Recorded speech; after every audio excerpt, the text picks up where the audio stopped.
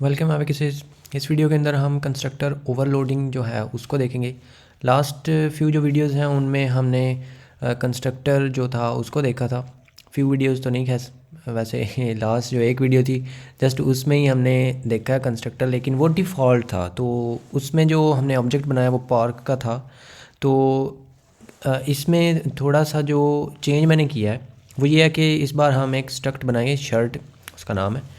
तो इसके पीछे जो कहानी है वो ये है कि मे बी आप एक गेम बना रहे हैं तो उसमें आपका कोई कैरेक्टर है, कोई भी कैरेक्टर है, तो उसको आपने शर्ट पहनानी है। तो वो शर्ट जो है उसके क्या एट्रीब्यूट्स होंगे, क्योंकि शर्ट जो है उसके काफ़ी ज़्यादा एट्रीब्यूट्स हो सकते हैं कि वो फुल स्लीव्स है या वो हाफ स्लीव है, या फिर उसका कलर क्या है, उसकी लेंथ क्या है, एंड सो ऑन। तो जितना ज़्यादा डाटा आप ऐड करना चाहें वो किया जा सकता है, लेकिन हम चीज़ों को सिंपल ही रखेंगे। और साथ में हम सीखेंगे जो कंस्ट्रक्टर ओवरलोडिंग है, और साथ में एक और तरीका भी अब हम सीखेंगे कि जो हमारी ये क्लास है या जो भी हमारी हेडर फाइल है, ये यहाँ पे जो में HPP हमने बनाई हुई है, उसको हम एक अलहदा से CPP फाइल में डिफ़ाइन करेंगे और मेन फंक्शन में हम जो है वो उसको जस्ट यूज़ करेंगे लाइक बिफ़ोर। लेकिन इधर जस्ट उसका जो प्रोटोटाइप्स हैं वो होंगी। तो वो कैसे करते हैं वो भी आपको साथ साथ पता चलता जाएगा। लेकिन जो शर्ट है उसके एट्रीब्यूट्स क्या हो सकते हैं, सबसे पहले तो एक स्ट्रिंग हो सकती है, STD स्ट्रिंग। मेरे पास जो है मेरी कोड स्निपेट्स वो मैंने थोड़ा सा किया चेंज, तो वो उसकी वजह से चला गए हुए हैं, तो वो मुझे दोबारा सेट करनी पड़ेंगी, इसलिए वो नहीं आ रहा। I'm here to tell you right now, we don't care. तो हम यहाँ पे इसका जो कलर है उसको रखेंगे। फिर कलर के बाद हम इसका जो है कि बुलियन टाइप का वो होगा। और बुलियन टाइप जो है वो बुलियन जब हमने सीखे थे तो उस टाइम पे हमने देखा था और समझा था कि इनके जो नाम होते हैं वो हम कुछ इस तरह से लिखते हैं। इज़ से स्टार्ट होते हैं यूजुअली। तो इज़ हम बोलेंगे कि full sleeves, is full sleeves. तो अगर ये फुल है तो इसका मतलब ये हुआ कि फिर फुल है। अगर ये फॉल्स है तो फिर ऑब्वियसली हाफ स्लीव्स होगा, तो वो इसमें आ जाएगा।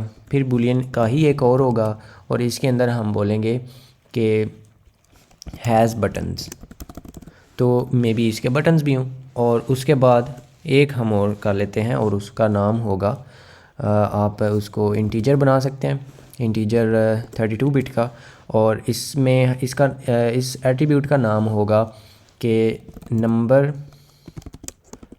ऑफ बटन्स, या चले हम इसका कन्वेंशन सेम फॉलो करते हैं नेमिंग की, नम बटन्स इस तरह से लिख लेते हैं। तो इसमें उसके नंबर ऑफ़ बटन्स आएंगे। तो ये हो जाएगा इस तरह से इसके जो एट्रीब्यूट्स हैं। उसके बाद हम इसका जो डिफ़ॉल्ट कंस्ट्रक्टर है उसको बनाने का एक और भी तरीका होता है कि आप इस तरह से इसकी प्रोटोटाइप काइंड ऑफ जैसे पहले लिख रहे थे, उसके बाद इक्वल टू आप डिफ़ॉल्ट लिख दें। तो ये जो एक कीवर्ड है डिफ़ॉल्ट, ये आपने पहले देखा हुआ है स्विच स्टेटमेंट के अंदर। उसके अंदर डिफ़ॉल्ट एक हम केस जो होता है लास्ट पे जो हम यूजुअली लिख लेते हैं कि अगर कोई भी केस जो है वो मीट नहीं होता दैन हम डिफ़ॉल्ट में जाएंगे।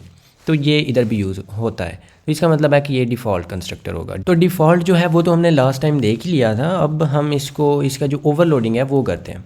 तो ओवरलोडिंग जो होती है और डिफ़ॉल्ट कंस्ट्रक्टर जो है उसमें थोड़ा सा जो डिफरेंस है, और पैरामीटराइज्ड कंस्ट्रक्टर जो है उसमें और डिफ़ॉल्ट में उसमें डिफरेंस क्या है वो भी हम अभी देख लेंगे, और वो मैं आपको एंड पे बताऊंगा।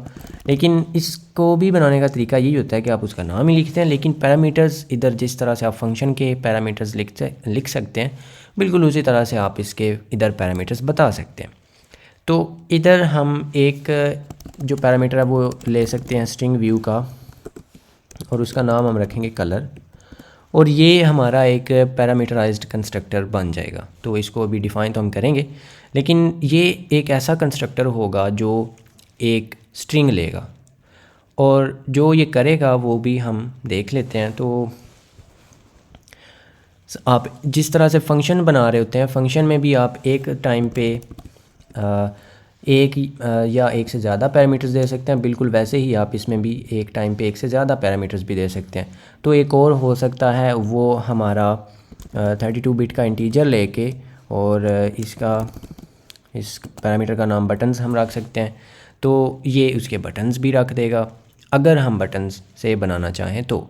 और फिर एक ऐसा कंस्ट्रक्टर भी हम उसकी प्रोटोटाइप, जिस तरह से ओवरलोडिंग अगर आपको याद हो फंक्शन की, तो वो क्या होता है, वो डिफरेंट सिग्नेचर्स जो होते हैं सेम फंक्शन के, जब से डिफरेंट सिग्नेचर्स होते हैं, और सिग्नेचर्स क्या होते हैं वो भी हमने उस टाइम पे बड़ी अच्छी तरह से देखा था। तो बिल्कुल ये वही हो रहा है। देखिए ना, इधर भी एक फ़ंक्शन है जो कि उसका एक स्पेशल फंक्शन है। तो फंक्शन जो होता है वो इस तरह का, इसको कंस्ट्रक्टर कहते हैं। तो ये एक पैरामीटर ले रहा है, फिर ये एक पैरामीटर ले रहा है जो जिसकी टाइप दोनों की डिफरेंट है, दैन ये ओवरलोडिंग हो रही है। तो इसी तरह से हम एक लास्ट पे और भी बनाएंगे। ये क्या करेगा, ये कलर भी लेगा और फिर ये बटन्स के लिए एक इंटीजर भी लेगा। तो ये अब 2 पैरामीटर्स वाला हो जाएगा। तो इसको और इसकी जो वर्किंग है वो क्या होगी, वो कैसे करेंगे और इसको यूज़ कैसे करेंगे, तो वो सारा कुछ देखते हैं। तो इसको अगर ऐसे कर दें दैन ये थोड़ी सी तरतीब भी होगी। सो अब इसको डिफ़ाइन कैसे करते हैं, मैं इस फाइल में आ गया हूँ ऊपर.cpp में, और यहाँ पे आके सबसे पहले तो वही काम हम करेंगे। हमें वो वाली जो हेडर फाइल है वो हमारे पास होनी चाहिए। तो इस हेडर फाइल को जो मैं इधर इंक्लूड करूँगा, तो ये सारे का सारा ऊपर जो लिखा हुआ है एंड तक, ये सारे का सारा इधर पेस्ट हो जाएगा। इसका मतलब ये होता है। तो अब इधर जिस तरह से हमने इधर इसको डिफ़ाइन किया था, बिल्कुल उसी तरह से हम इसको इधर डिफ़ाइन करेंगे। लेकिन क्योंकि वो तो हम इधर ही इसके अंदर डिफ़ाइन कर रहे थे, तो वो थोड़ा सा डिफरेंट था। तो जब हमने क्लासेस या स्ट्रक्चर जो हैं वो जब हमने स्टार्ट किए थे स्टार्ट में, तो मैंने आपको बोला था कि हम इसके सिर्फ इधर प्रोटोटाइप्स लिखेंगे, और इसके साथ मैं आपको बताऊंगा कि इसके क्लास के बाहर इसको किस तरह से एक्सेस करते हैं। तो वो उसको आप एक्सेस कर सकते हैं इसका जो स्कोप है उसको स्कोप रेजोल्यूशन ऑपरेटर की मदद से। तो स्कोप रेजोल्यूशन ऑपरेटर आप पहले भी यूज़ कर रहे हैं। ये जो होता है 2 कॉलम्स एक साथ में, ये स्कोप रेजोल्यूशन ऑपरेटर होता है। तो इसको मतलब क्या है, ये आप अभी तक करते आए हुए हैं, इसका मतलब आपको पहले ही पता है। सो आपको इससे ज़रा भी घबराने की, डरने की ज़रूरत नहीं है। देखें कि एसटीडी एक नेम स्पेस होती है। नेम स्पेस जो है वो इस तरह से एक ब्लॉक ही होता है, आप इस तरह से समझ लें। हम कह रहे हैं कि और उस ब्लॉक का एक नाम भी होता है, और हम कह रहे हैं कि उस नेम स्पेस के अंदर एक क्लास है, उसका नाम ये है, उसकी हम बात कर रहे हैं। तो वो इधर ये पूरा इतना जो है वो आप एक्चुअली उसका पूरा एड्रेस समझ लें कि पूरे का पूरा आप उसका रेफरेंस दे रहे हैं, पूरा एड्रेस दे रहे हैं कि भाई वो उधर रहते हैं, एसटीडी नेम स्पेस में वो रहते हैं, स्ट्रिंग क्लास भाई साहब जो हैं वो।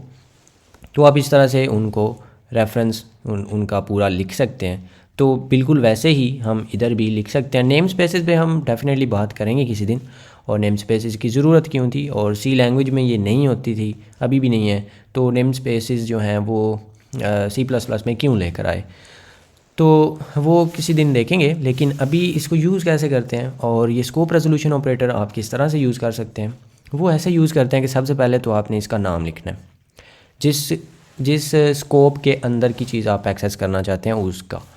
तो इधर हम लिखेंगे शर्ट, फिर हम स्कोप रेजोल्यूशन ऑपरेटर जो ही लगाएंगे ना, तो ये इसको सारा हमें यहाँ पे सजेस्ट कर रहा है। लेकिन ये इसके एट्रीब्यूट्स हैं, हम इनको नहीं करना चाहते। हम इसका ये जो कंस्ट्रक्टर है उसको एक्सेस करना चाहते हैं। और कौन सा कंस्ट्रक्टर हम एक्सेस करना चाहते हैं, हम एक्चुअली ये वाला कंस्ट्रक्टर जो है, ये जो 2 लेता है, या बल्कि हम पहले सिंपल जो 1 वाला है ना उससे शुरू करते हैं, जो 1 लेता है पैरामीटर स्ट्रिंग।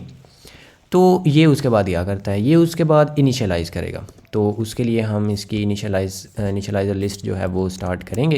वो आप उधर भी स्टार्ट कर सकते हैं, उधर से मुराद इधर, या फिर न्यू लाइन पे भी, डोंट मैटर।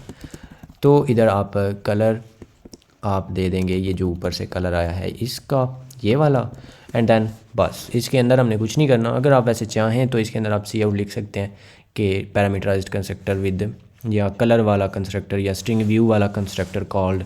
तो वो डिबगिंग में आपकी थोड़ी हेल्प कर सकता है, लेकिन इधर ये कंस्ट्रक्शन इसकी हो जाएगी। इसी तरह हम ये वाला जो है इसको भी ओवरलोड करेंगे, और फिर हम इधर लिखेंगे सेम चीज़, शर्ट के अंदर जो शर्ट नाम का एक फंक्शन है उसकी बात हम कर रहे हैं, और कौन सा, जो ये लेता है और ये सिंपल एक प्रोटोटाइप है। तो प्रोटोटाइप जो फंक्शंस की थी उसमें जो साइंस लगती है बिल्कुल साइंस इधर वही इधर भी लगेगी। और वो साइंस की कौन सी है कि इधर जस्ट आपको इसकी टाइप बतानी होती है, ये नाम इधर लिखना ज़रूरी नहीं है। ओके, आप इधर से ये सारा कुछ हटा सकते हैं अगर आप चाहें तो। लेकिन इधर लिखने से क्या होगा कि आपको पता चलेगा कि ये स्ट्रिंग व्यू जो है ये स्ट्रिंग आएगी तो सही, लेकिन ये कौन सी स्ट्रिंग होगी। ओके, ये एक कलर होगा। इसी तरह से यहाँ पे एक इंटीजर आएगा तो सही, लेकिन वो इंटीजर कौन सी वैल्यू रिप्रेजेंट करेगा, वो बटन्स की वैल्यू रिप्रेजेंट करेगा, दैट्स व्हाट। तो इसलिए वो इधर से भी देख के आपको पता चल सकता है। इसलिए इधर भी अगर आप लिख लें तो कोई मसला नहीं है, लेकिन इधर लिखना लाजमी नहीं है। तो इधर हम क्या इसको करना चाहते हैं, जो नंबर ऑफ़ बटन्स हैं उनको जो ऊपर से बटन्स आए हैं उनसे इनिशियलाइज़ करवा दो।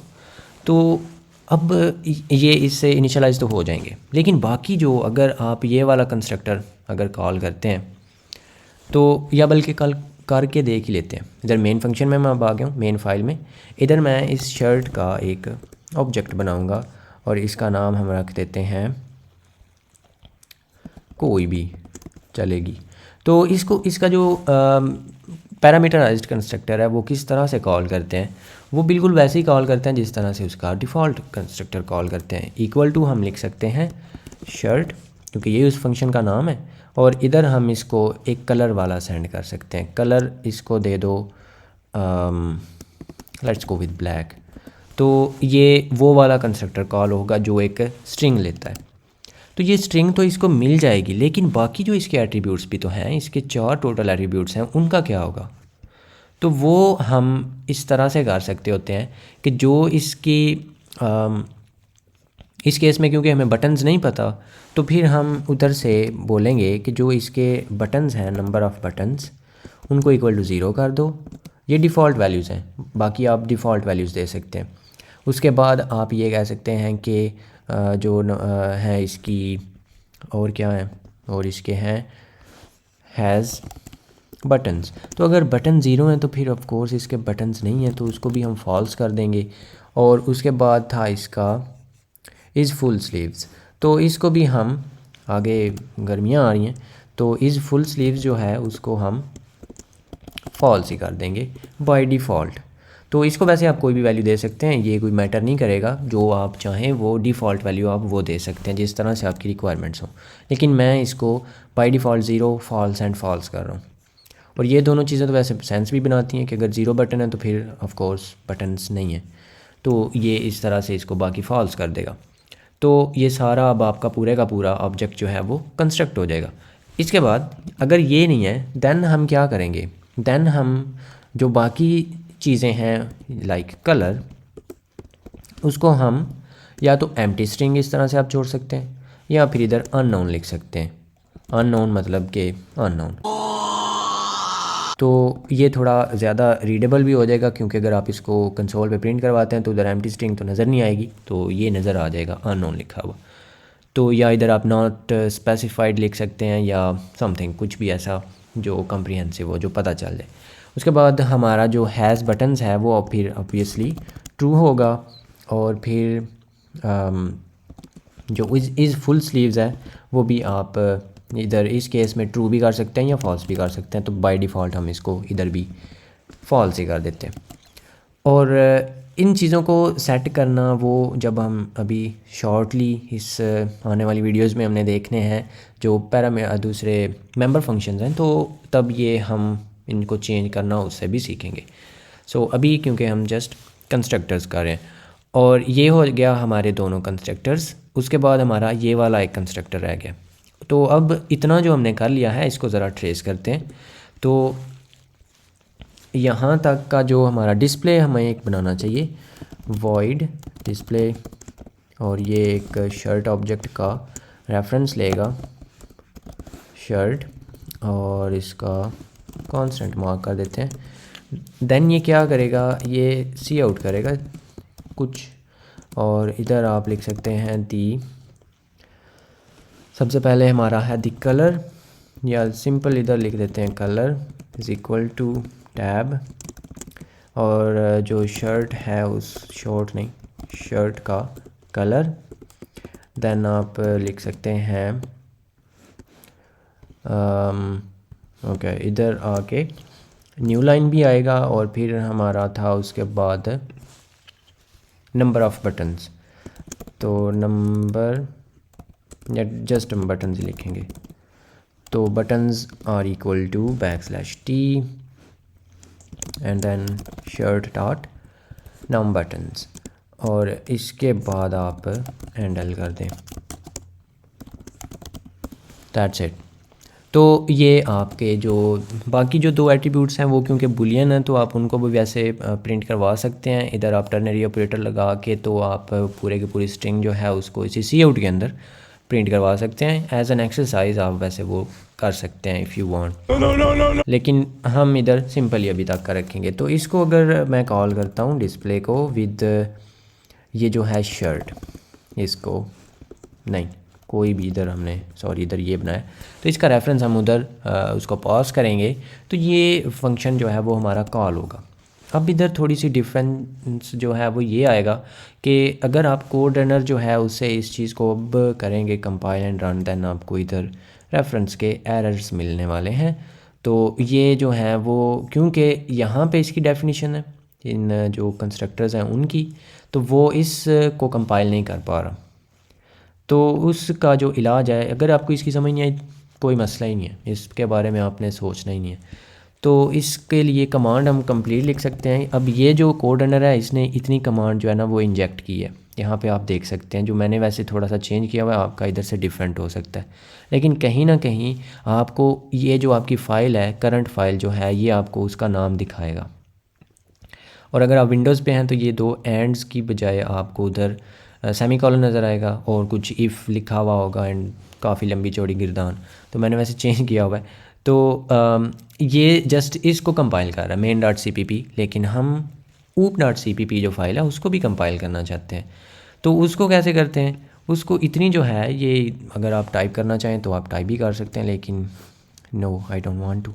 तो इतना जो है वो हम इधर लेकर आते हैं और ये main.cpp से पहले मैं oop जो है .cpp उसको भी लिख दूँगा।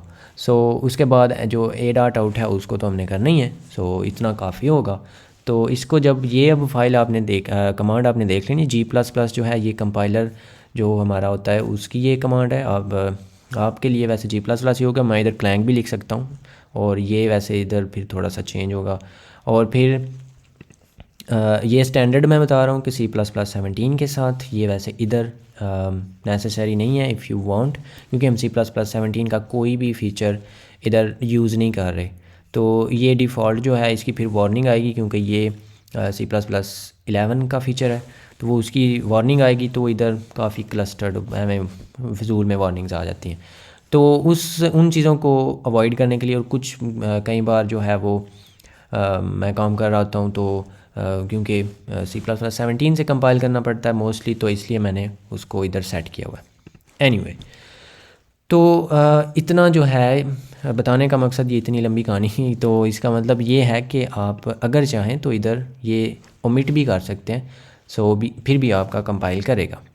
लेकिन अगर आप C++17 का कोई स्पेसिफिक फीचर यूज़ कर रहे हैं देन आपको इधर बताना पड़ेगा। अबे जल्दी बोल, कल सुबह पनवेल निकलना। एनीवे, तो अब मैं जो ही इसको एंटर प्रेस करूँगा तो oop.cpp नो सच डायरेक्टरी, गजब बेइज्जती है।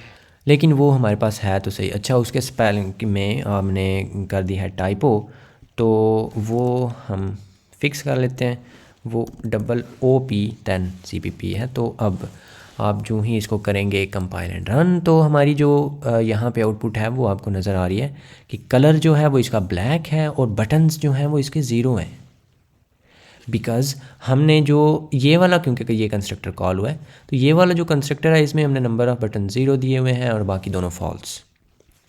तो अब इस तरह से कंस्ट्रक्शन हुई है इसकी। इस बार आपने अपनी मर्ज़ी के पैरामीटर्स इधर से दिए हैं। डिफ़ॉल्ट कंस्ट्रक्टर जो लास्ट वीडियो में हमने किया था उसमें क्या था, वो उसमें ये मसला था कि वो अपनी मर्ज़ी जो भी हमने उधर वैल्यूज़ दी हैं बस हर बार वही दे रहा है। लेकिन अब आप अपनी मर्ज़ी की वैल्यू इधर से सेंड कर सकते हैं और वो ही उसको देगा। और जो दूसरा है हमारा कंस्ट्रक्टर, उसको भी टेस्ट कर लेते हैं तीसरे को इम्प्लीमेंट करने से पहले। वो ये है कि वो एक इंटीजर लेता है, तो उस केस में हम इसको 10 जो है वो सेंड कर देते हैं। तो इस केस में आपको जो इसके हैं बटन्स वो 10 आ जाएंगे और कलर इसका अननोन आएगा। और एक चीज़ आपने वैसे ऑलवेज़ याद रखनी है कि रन जो हम इधर से करेंगे कोड रनर तो हमारा चीज़ें जो है वो क्योंकि हमने उसकी सेटिंग में चेंज किया हुआ था कि सेव बिफोर रन, तो वो सेव कर रहा होता है बिफोर रन। लेकिन ये भी अब क्योंकि हम इधर मैन्युअली कर रहे हैं तो इधर ये इसको सेव नहीं करेगा। तो आपने इधर जो ये आपको ये रुई छोटी सी नज़र आ रही है, इसको आपने जो ही कंट्रोल एस करना है तो वो सेव हो जाएगी, दैन वो इधर से चला जाएगा।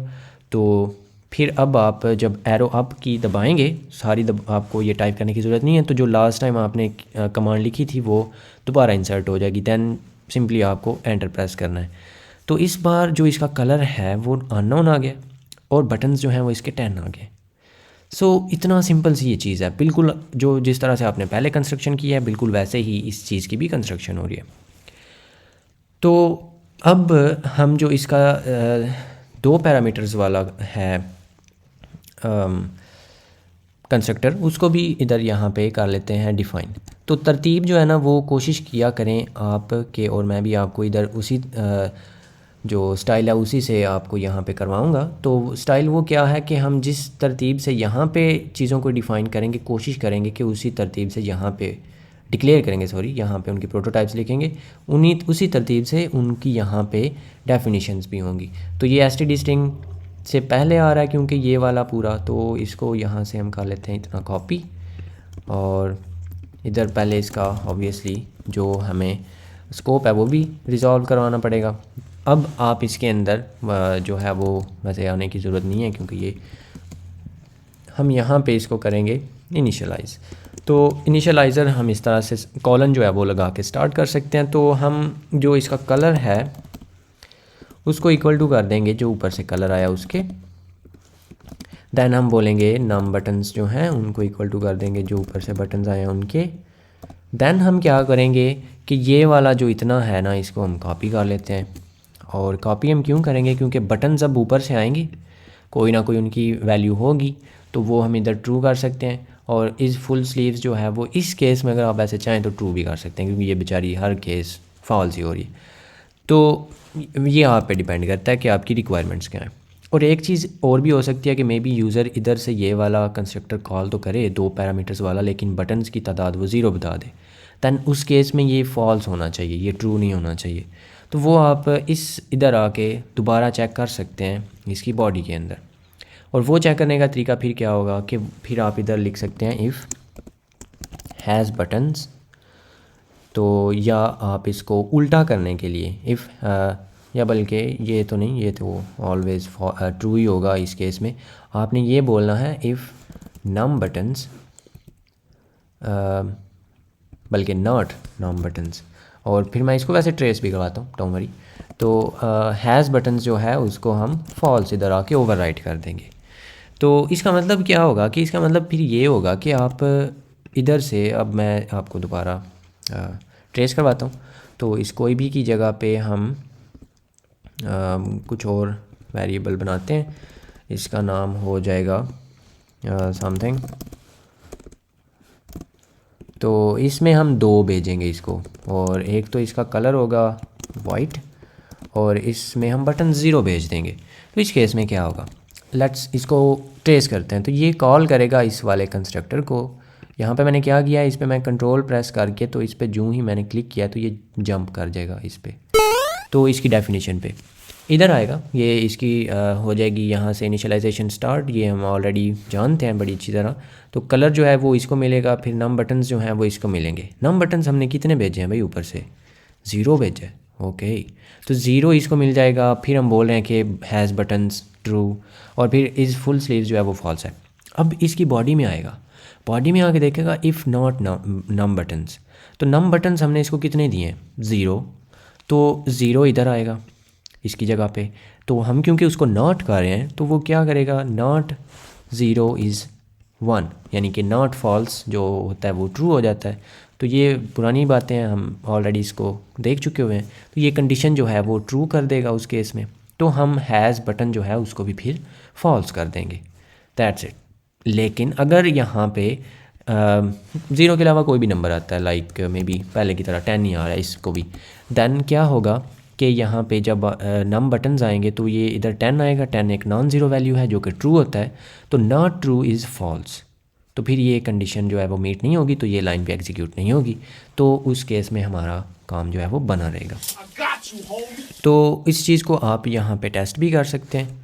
अगर आप इसको ज़ीरो ही सेंड करें, दैन इसका डिस्प्ले करने से पहले आप यहाँ पे एक बड़ी एक अजीब सी, इस तरह से हम किया नहीं करेंगे बाय द वे, लेकिन अभी के लिए if has something has button, then आप इधर कुछ सी आउट करें, सी आउट